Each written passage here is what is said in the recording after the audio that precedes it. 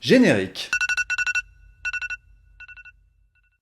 Bonjour à tous et bienvenue dans La Flemme, on est aujourd'hui le lundi 27 novembre et c'est la Saint-Maxime. Alors aujourd'hui les anniversaires attendront parce que je suis tombé sur un truc, faut vraiment qu'on en parle. J'espère que t'es prêt psychologiquement à entendre cette information. Aujourd'hui lundi 27 novembre, le pape François sort un album de rock.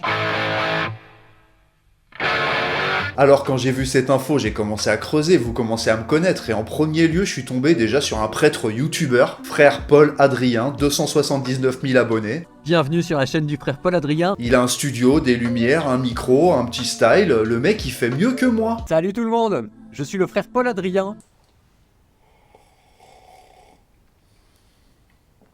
Abonne-toi s'il te plaît, je vais pas me faire éclater par un curé. Mais revenons au pape. Déjà, il faut savoir que Jean-Paul II et Benoît XVI, eux aussi avaient déjà fait un album, il y a que moi qui avais pas cette info. Alors j'aurais jamais cru sortir cette phrase un jour, mais écoutons ensemble un extrait de l'album de Jean-Paul II.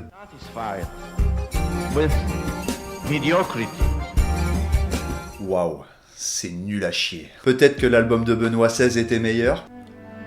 La fede è amore e perciò crea poesia. Alors aujourd'hui c'est la sortie de l'album rock du pape François, sachant que déjà quand il était jeune il était videur de boîtes de nuit, ce qui fait de lui le pape le plus badass de l'histoire, et un peu violent des fois.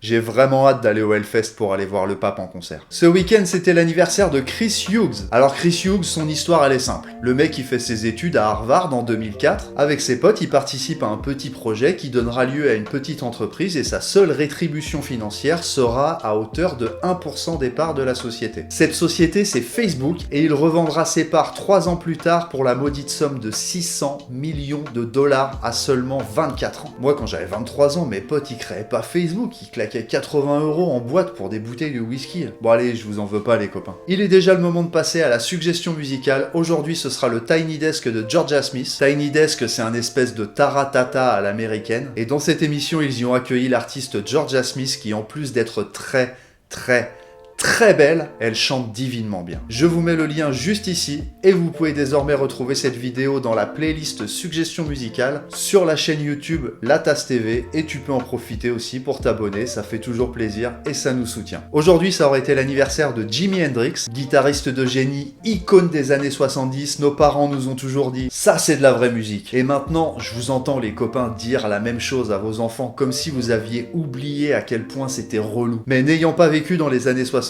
il m'est difficile de communiquer à quel point cet homme est une légende. En revanche, il y a un bon curseur pour comprendre le niveau de fanatisme qu'a pu générer cet artiste. C'est de voir les dingueries qu'on a pu constater après sa mort. Et le premier truc, c'est, vous êtes prêts, je le dis, il y a un moulage en plâtre de sa dans un musée.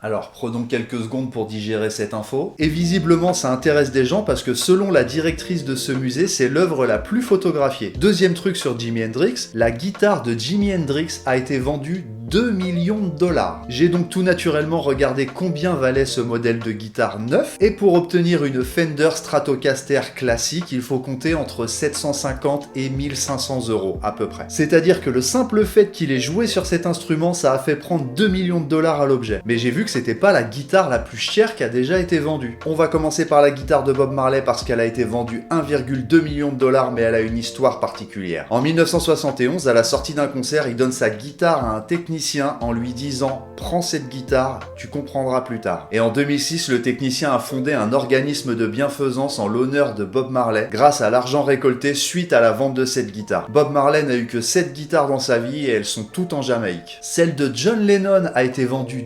2,4 millions de dollars. Celle de David Gilmour, guitariste légendaire du groupe Pink Floyd, a été vendue presque 4 millions de dollars. Et la numéro 1, la guitare la plus chère jamais vendue dans le monde, c'est la guitare de Kurt Cobain, celle avec qui il a enregistré le MTV Unplugged en 93, vendue pour la maudite somme de 5 millions de dollars. Ouais, elle est légendaire. Je suis d'accord. C'est déjà la fin de cet épisode et on n'a rien appris sur Jimi Hendrix, je suis d'accord avec toi. Bon courage pour cette nouvelle semaine dans le froid, n'oublie pas de t'abonner si c'est pas déjà fait. À demain.